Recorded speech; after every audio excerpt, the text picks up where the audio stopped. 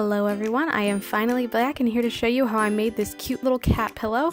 This could be a pillow for your cat, a cat toy, or if you blow it up on a larger scale, a pillow for yourself.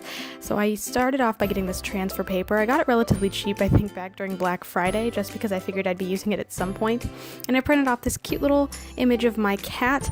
I found out that doing the high quality image print turned out lower quality on this paper, so I printed it off in regular quality and cut it out.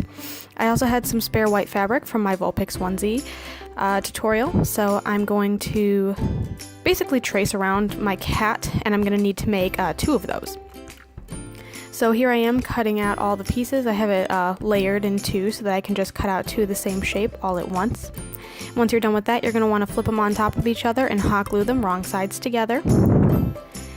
After that, you're going to be flipping it inside out and stuffing it with some stuffing, essentially, and hot gluing it closed at the bottom.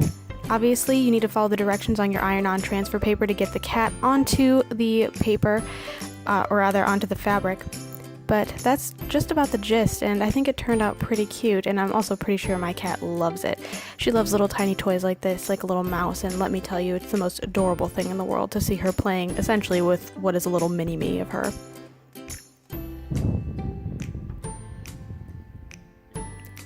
Well, thank you so much for watching. If you like what you saw, feel free to like and subscribe, and maybe I'll be seeing you in my next couple of videos. So, thanks again, and I'll see you next time. Bye-bye.